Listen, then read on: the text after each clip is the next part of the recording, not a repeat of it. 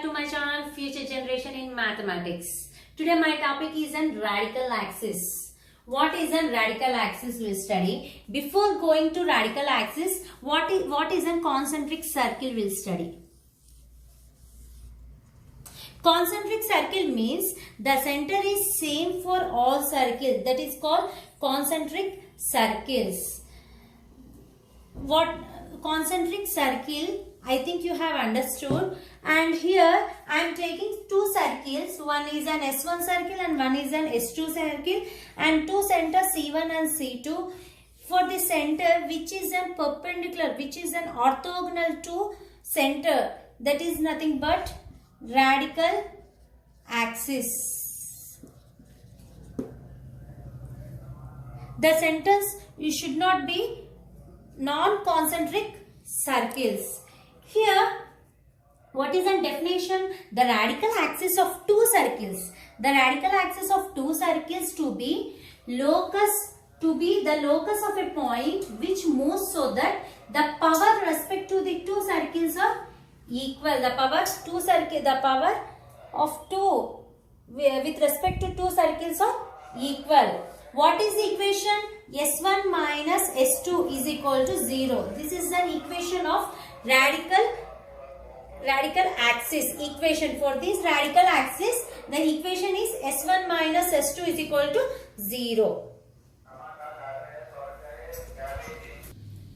In the radical axis, another property is there. If we draw two circles and when we draw tangent for first circle S1 and second circle S2, second tangent T2, the distance between tangent line PT1 and the distance between PT2 are equal. This length of the tangent, this length of the tangent are equal for radical axis. Radical axis is for the center, it is a very orthogonal, it is a perpendicular to the center line. This is about property. Now I want to derive radical equation S1 minus S2 is equal to 0. For that, just I am drawing two circles C1 and C2 and two tangents T1 and T2, and this is the radical axis. This is a radical axis where two tangents are intersect. That point we'll call it as an P. I am taking, and T1 is a first tangent and T2 is a second tangent, and here to C1 to and this point is an A and this here to here B I am taking. Now I told you the distance between two tangents are equal for radical axis. Here PA is equal to PB. The tangent of PA and PB are equal in radical axis. The distance between tangents of two lines are equal. Here PA is equal to PB. We can squaring on both sides. PA square is equal to PB square.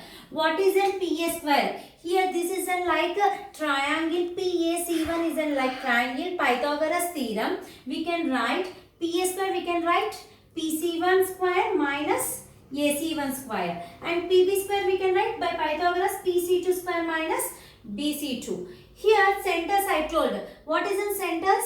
Minus G1 F1, center 2 minus G2 F2. Here PH comma K. This point I am writing PH comma K. C1 minus G1 F1, C2 minus G2 F2. Here I am writing PS1. PS1 formula square root of x2 minus x1 whole square plus y2 minus y1 whole square. That formula I am using here. And here I am minus AC1 is nothing but radius R1, AC2 is an R2, BC2. Here BC2 is an R2 distance. Instead of AC1 I wrote R1 square and BC2 I wrote R2 square. And here PC1 square is I wrote square root of H plus G1 whole square plus K plus F1 whole square minus R1 square. Square root H plus G2 whole square plus K plus F2 whole square minus R2 square. Here we can cancel square root.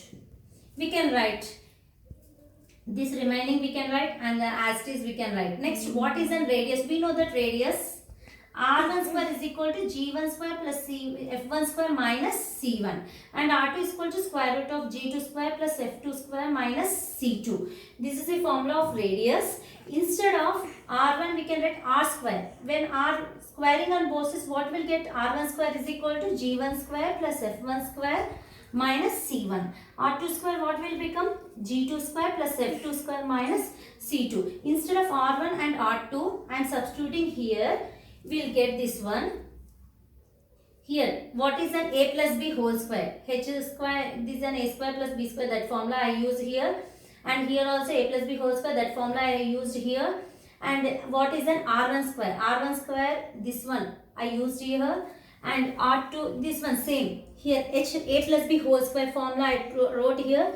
And here also a plus b whole square formula. And R2, instead of R2, I wrote this one. Here just I am multiplying with minus, and we'll cancel, we'll form like this, we'll cancel this one, h1 square plus here h square, you got g1 square, here g1 square, k square, f1 square, f1 square, remaining I wrote here 2h g1 plus 2k f1 plus c1 is equal to, here G2 square will cancel, F2 square will cancel. Remaining 2H G2 plus 2K F2 plus C2. Here I am taking, when we send here G2 term here, what will get? I am taking 2H is common here. 2H common, G1 minus G2 plus 2K common, here also 2K F1 minus F2 plus here plus S1. C1 minus C2 is equal to 0. We are taking this one, equation 1. We know the system of circles. S1 is in formula x square plus y square plus 2g1x plus 2f1y plus C1. And S2 is equal to x square plus y square plus 2g2x plus 2f2y plus C2. And we are taking S1 minus F2. S1 minus S2 means this 2 are cancelled, this will 2 cancel. I am taking here 2x is common, 2x is common, G1 minus G2. Here I am taking 2y is common. 2y common, F1 minus F2 plus C1 minus C2 is equal to 0. Instead of x comma y, I am substituting point h comma k. What will get? S1 minus S2 is equal to, instead of x I am substituting h, instead of y I am substituting k in this equation. This equation and equation 1 are equal. Equal means that become 0. Instead of this equation, what we can write? 0. From equation 1, instead of this equation we can write 0. Therefore S1 minus S2 is equal to 0. This is the radical equation. Next topic is a radical center. In the radical center, we are drawing 3 circles here. This is one circle, this is one circle, this is one circle, S1, S2, S3. I am drawing tangent here. One tangent T1, second one tangent T2, tangent T3. Here radical, this is a radical axis for the center C1 and C2. S1 and S2 circles for radical axis. What is the radical axis equation? S1 minus S2 is equal to 0. And this is a radical axis for S2 minus S3. What is an equation? S2 minus S3 is equal to 0. And this radical axis is for S1 and S3. What is an S1 minus S3? Radical equation is an S1 minus S3 is equal to 0. This is a radical axis. Here the 3 radical axes intersect at point P. Intersect at point P. This point P is called radical center. The point P is called radical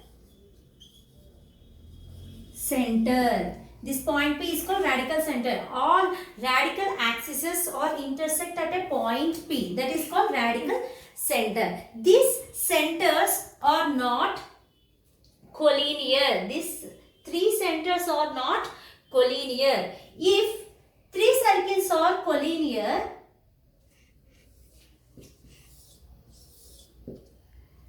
If three centers are collinear, the radical axes are parallel. They are not collinear. If three centers are, if C1, this is on C2, C3. C1, C2, C3 are collinear. These are radical axis. Radical axis are, this is one radical axis, L1 radical axis, this is an L2 radical axis. These two are parallel if they are collinear. I think you have understood radical center, radical axis. Thank you.